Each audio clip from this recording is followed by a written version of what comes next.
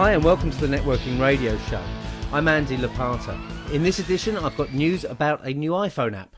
I discuss how to thank people, share tips on making yourself more referrable, and I interview a leading conductor all about networking in the arts world. We've also got music from Ainsley Diaz Stevens before I share 7 ways to make your network feel special. So let's start with the good news. You can now carry me around in your pocket with you wherever you go.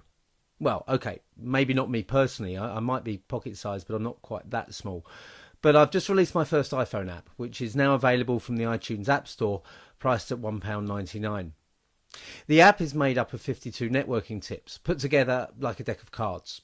The tips cover networking skills, social networking and networking strategy, and of course referral strategy.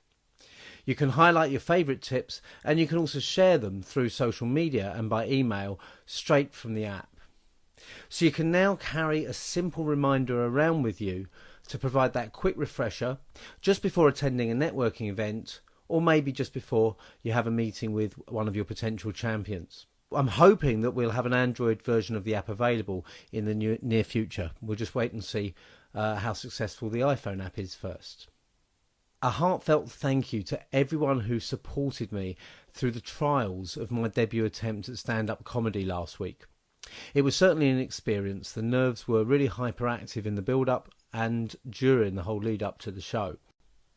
There were 12 of us making our comedy debuts, and everyone did really well. And I'd like to thank Lynn Parker and her Funny Women team for putting everything together. Special thanks to Lucy Fredericks, who was a very patient comedy mentor, bringing me up to speed for the night. At the time of this podcast, we've raised over £1,500 for Action for ME, and fundraising will continue for another couple of weeks, seeing if I can press on towards the £2,500 mark. Over £13,000 has so far been raised for charity in total as a result of the event. And as for the moment you've been waiting for, well, I've succumbed to pressure, and the video of my set can now be found on my YouTube channel. Just be gentle with me, and remember, it was my first time. Don't forget, if you'd like networking tips delivered straight to your inbox, connecting is not enough. The e-zine is available on my website at www.lopata.co.uk. I hope you enjoy the show today, and I look forward to hearing your feedback.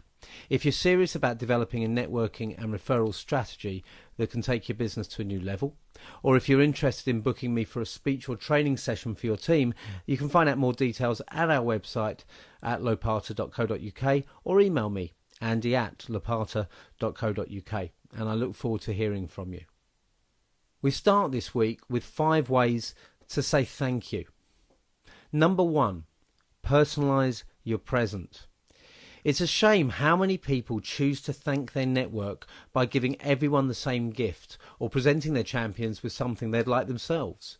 Personalise your thank you. Think about what the other person is interested in rather than what you like yourself. Don't automatically give whiskey or wine. They may have a different preference or not even be a drinker. Number 2, do something for them. Often the most powerful way to thank someone is to look for opportunities to reciprocate. Unless you're dealing in very high-end contracts, the chances are that a referral back would be a much more powerful acknowledgement than a cheque for 10% of the business won. It doesn't even need to be a referral back. Be generous with your time, support and advice if needed. Once you start reciprocating, you can create a virtual cycle of mutual referrals and support. Number 3, tea for 2. What better way to personalise a thank you than investing your time in building a deeper relationship? Take people out for tea, for lunch or for dinner. You can take them to a show or a sports fixture if it's the type of event that they will appreciate, but accept you'll have less time to talk in such an environment. When you do meet up, make it a social catch-up and an opportunity to find out how you can help them. Remember, you're thanking them. Don't use it as an opportunity to take more. Number 4, card games. Send people a thank you card. You can make a much longer term impact for a much lower cost than some of the ideas that I've just mentioned, just with a simple card. I have thank you cards in my office that were sent to me over 10 years ago. I simply don't take them down. Use a site like Moonpig to personalise the cards further if you can. Number 5, just say thank you. Don't overcomplicate things when you don't need to. Sometimes the smallest gestures can have the biggest impact. The key is that you are sincere and that you are authentic. Pick up the phone and say thank you. Give feedback, and when relevant, keep people in the loop at all stages.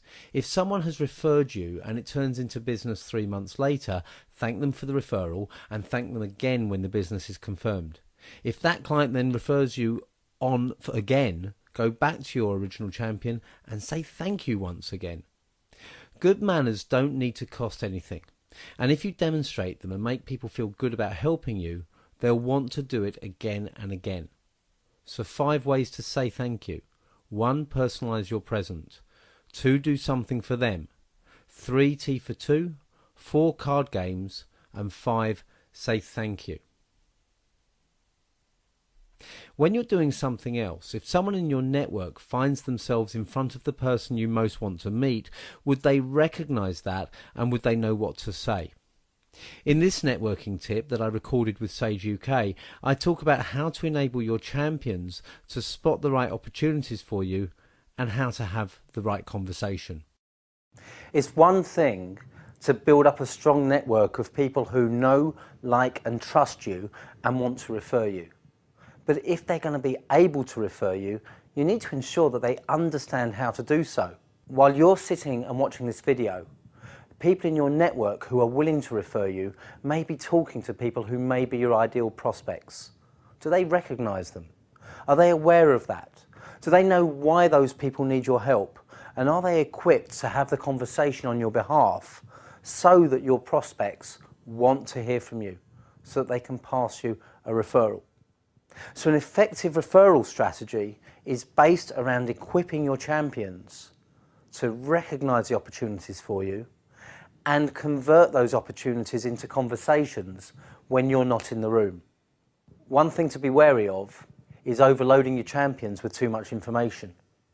The temptation is to get them to understand everything about your business and everyone you want to talk to, because then they're going to be in a much better position to help you, aren't they? But if you give them too much to remember, they've got so much more they can forget. Keep it simple. Understand who they're likely to meet. Get a good grip on what part of your business they really understand, and focus the information you give them on those areas. One simple question you have to answer. Do your champions know enough about your business to recognise opportunities and to get those people to want to talk to you? On my recent trip to Romania, I took some time out to interview fellow speaker, Israeli conductor Itai Taugam, on the role networking plays in forging a successful career in the arts. So Itai, tell me, what role did networking play for you in the development of your career? How important was it within the whole orchestral world? Well, I think it's extremely important. I mean, to the point that some people would say that it's more important than anything else, and being talented. I wouldn't go that far. I think, people want to help you because they believe you're talented. Nobody would risk their reputation to, invite you or support you if you're not talented. But then, there's so many talented people in the world. And I have to say, personally, I was quite, if I'm good enough, I'll get there. It doesn't work this way. Simply doesn't work this way. You have to, it's not always the most satisfying thing to do. People have various names for what you have to do in order to, get your network working, especially in the art world. I think because criteria are more flexible, I would say. So, could you give me an example of that?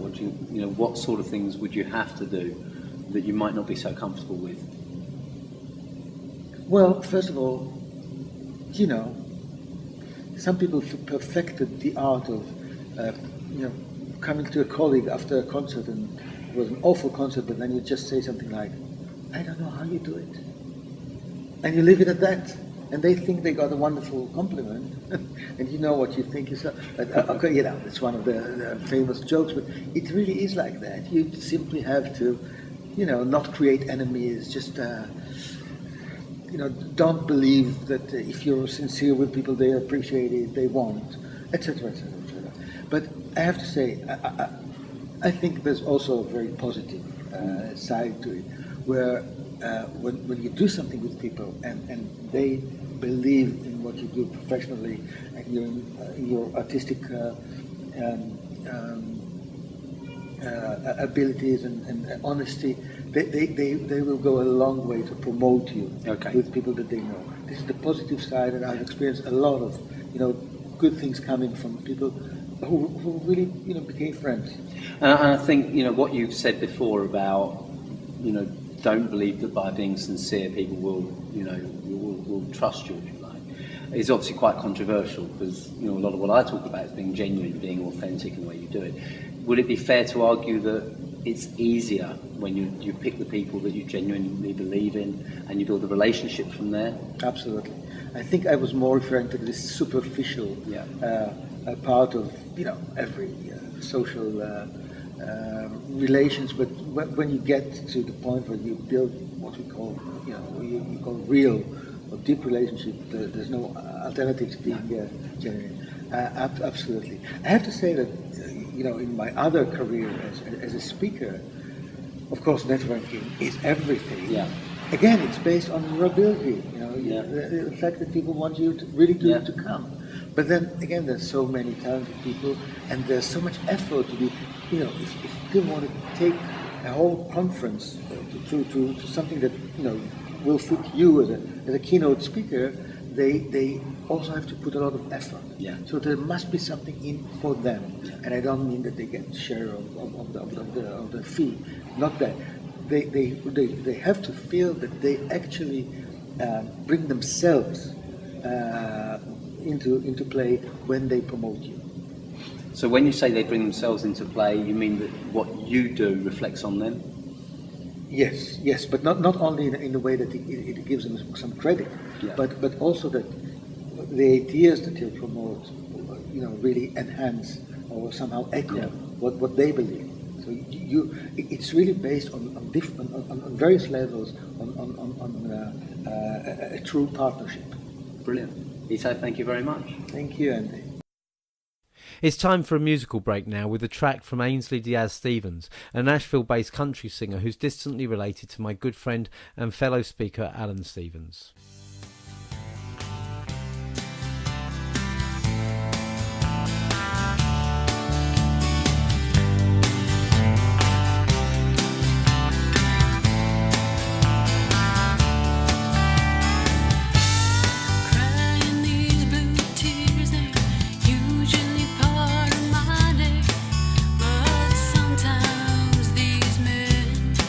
Just make me feel that way.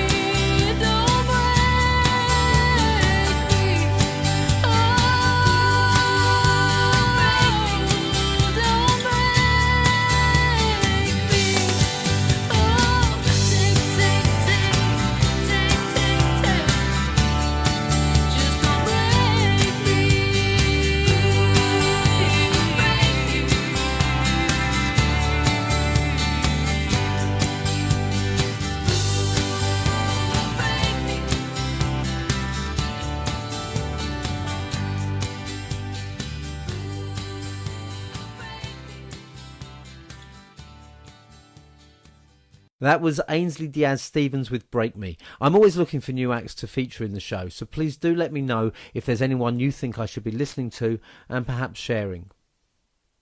One of the keys to successful networking is to focus on your network rather than just expect your network to focus on you.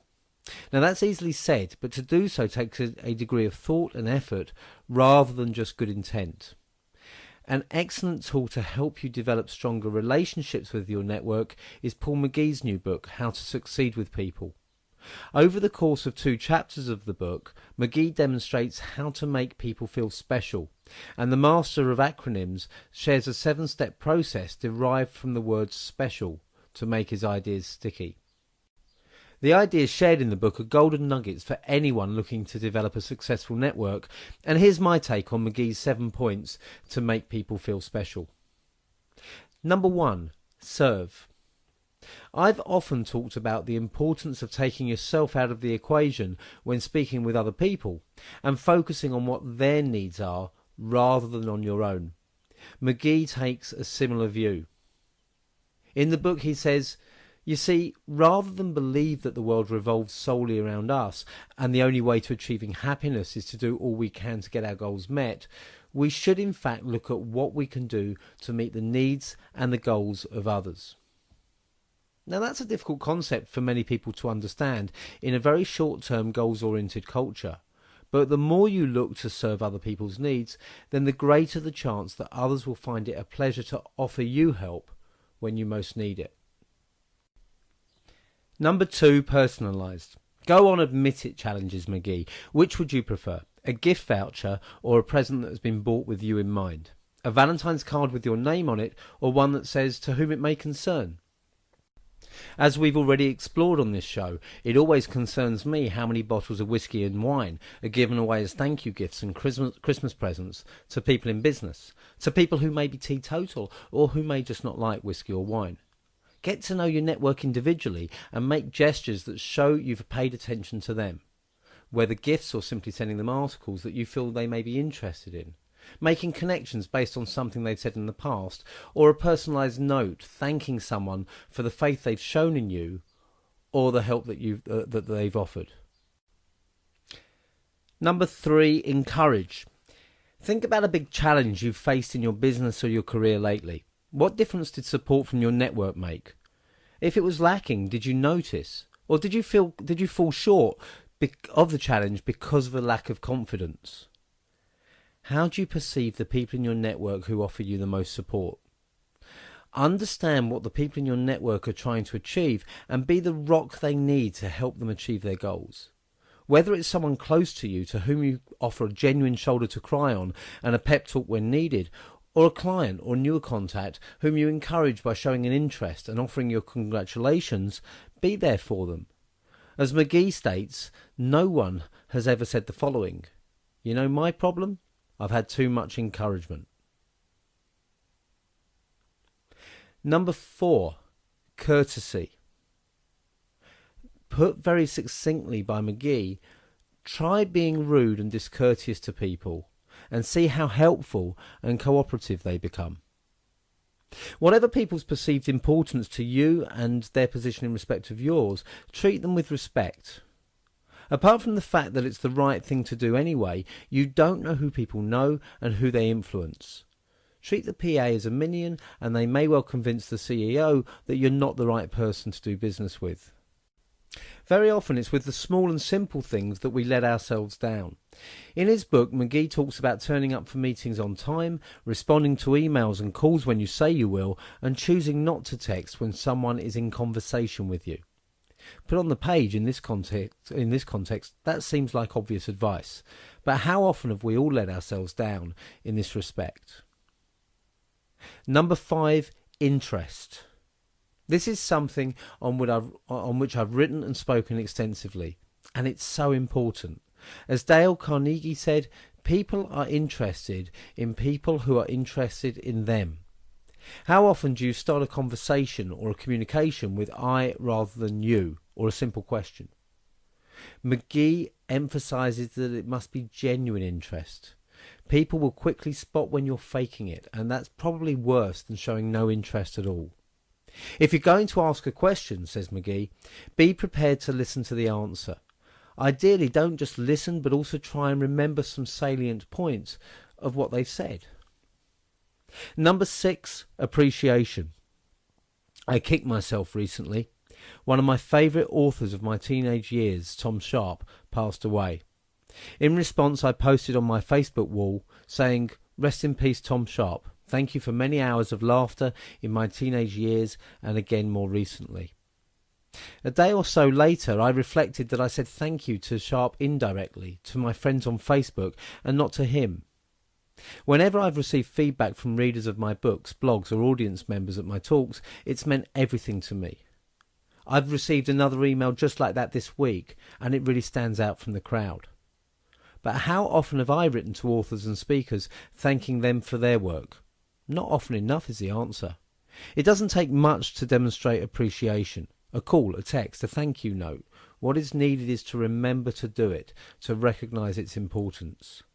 As McGee says, start showing that you value the people around you and show some appreciation. Make appreciating others part of your core values and not an add-on to your to-do list. So who could you thank today? No, forget that. What I should say is, who should you thank today? Number 7, listen. It's another of my all-time favourites. For years I've been complaining that we should be listening for the people around us rather than simply listening to them. Too often we're already constructing our response while people are speaking to us. I know that this is one of my biggest weaknesses. According to McGee, sometimes being a person of influence is knowing when to stop talking and when to start listening. I think we can be captivated by a great speaker, but we're often helped by a great listener. Next time you're in conversation with someone in your network, try harder to give them a good listening to. Pause before you respond, rather than finishing their sentences for them. Ask questions when they finish speaking, inviting them to elaborate, rather than offering your solution. Indeed, have they even asked for your opinion? Or did they simply want to share? McGee's advice is absolutely spot on. Seek to serve the people in your network by making your response personal, encouraging them, showing them courtesy, being willing to show a genuine interest in them, being appreciative and listening to what they have to say. That way you will make them feel special and you'll have a network who want to help you whenever they can. Thank you very much for tuning in to the Networking Radio Show. I hope you've enjoyed it, and please, if you do enjoy these podcasts, take a couple of minutes and offer a rating on the iTunes store. It will be really appreciated and a great help to me. I'll be back again in 3 weeks' time. In the meantime, happy networking.